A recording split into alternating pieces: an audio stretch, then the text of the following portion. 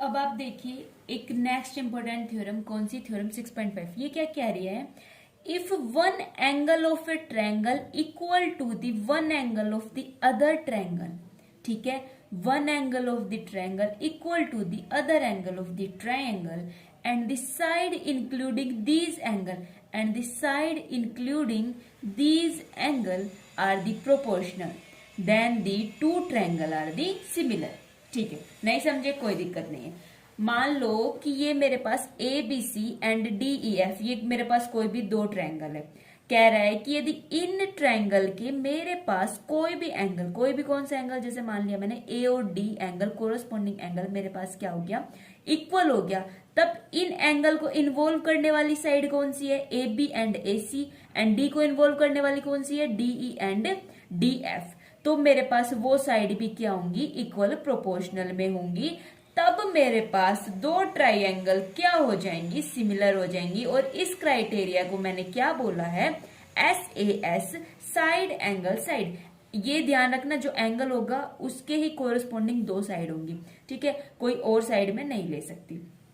ठीक है, अब इसके लिए मैंने क्या किया, दो मैंने ट्रायंगल ली, ABC एंड DEF, फिर मैंने लिया AB अपॉन DE किसके इक्वल, AC अपॉन DF के इक्वल लिया है, और एंगल A और एंगल D मेरे पास क्या है, इक्वल है। ठीक है, अब शो क्या करके दिखाना है कि यदि ऐसा होता है तो ट्रायंगल ABC किसके सिमिलर हो जाएगी, ट्रायंगल DEF के सिमिलर हो जाएगी। ठीक है, समझ में आया। मैंने लेके क्या चली हूँ, AB अपॉन DE किसके इक्वल लेके चली हूँ, AC अपॉन DF के इक्वल लेके चली, और एंगल A और D को मैंने क्या लिया है, इक्वल लिया है। ठीक है, सेम जैसा थ्योरम 6.3 और 6.4 में कर रहे थे, एक P और Q point DE and DF पे इस टाइप से लिया है कि वो उसको कट कर रहा है, एंड पी क्यू को मैंने क्या कर दिया है, ज्वाइन कर दिया है, एंड डीपी और ए बी इक्वल है, डी क्यू और ए सी मेरे पास इक्वल है। इसके बाद मैंने क्या किया, ठीक है, यही देख लो, यहाँ ज्यादा अच्छे से समझ में आएगा। मेरे पास क्या है, दो ट्रायंगल ली है मैंने, कौन कौन सी,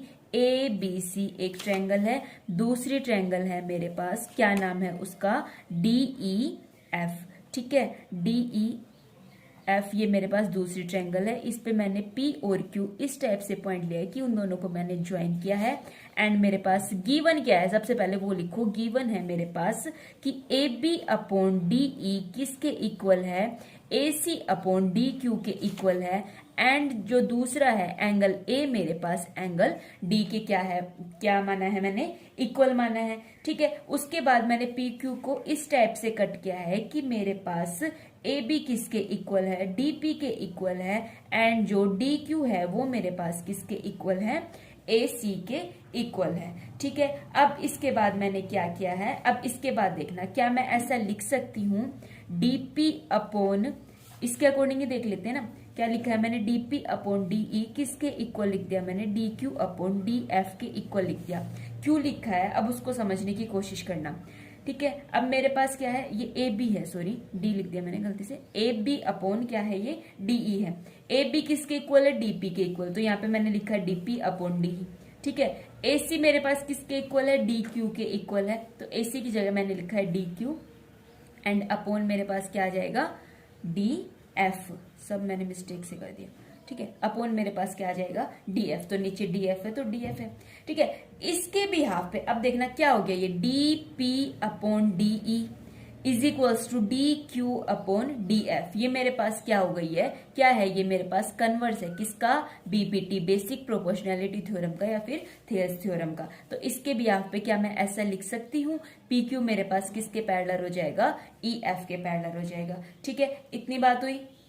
अब देखना, इसके बाद मैंने डायरेक्ट बोल दिया कि ट्रायंगल ABC है वो किसके कॉन्ग्रुएंट हो जाएगी, मेरे पास ट्रायंगल DPQ के कॉन्ग्रुएंट हो जाएगी। क्यों हो जाएगी, अब इसका रीजन समझो। अब देखना, मेरे पास एंगल ABC देखो और DPQ देखो, सिर्फ इतना देखो कैसे लिखा है मैंने, एंगल A मेरे पास एंगल D के इक्वल है।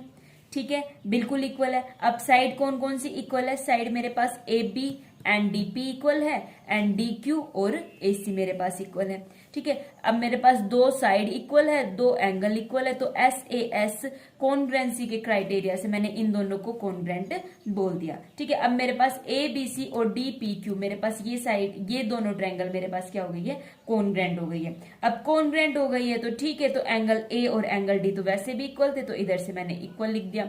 ठीक है, फिर इसके बाद एंगल बी और एंगल पी को मैंने इक्वल लिख दिया, और एंगल सी और एंगल क्यू को मैंने क्या कर दिया है, इक्वल कर दिया है। ठीक है, कॉन्ग्रुएंट है, तब उनके सभी कोरस्पोंडिंग एंगल भी मेरे पास क्या हो जाएंगे, इक्वल हो जाएंगे।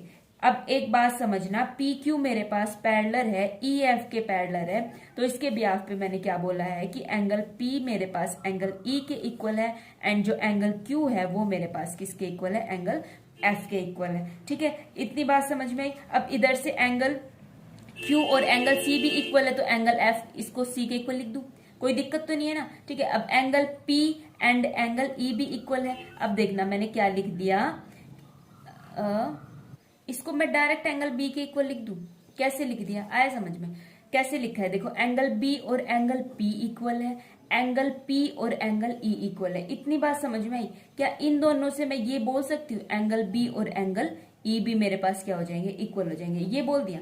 इतना समझ में आया। ठीक है, इसमें कंफ्यूज मत हो। इतनी बात समझ में आई कि यदि एंगल बी और पी इक्वल है, पी और ई इक्वल है, तो एंगल बी और ई भी मैं इक्वल बोल सकती हूँ। इतनी बात समझ में आई। ठीक है, फिर दूसरा मैंने बोला कि एंगल सी और क्यू इक्वल है एंड एंगल क्यू और एफ इक्वल है, तो क्या मैं ऐसे लिख सकती हूँ एंगल सी और मेरे पास एंगल एफ मेरे पास क्या हो गया, इक्वल हो गया, और एंगल ए और एंगल डी तो मेरे पास इक्वल ही था।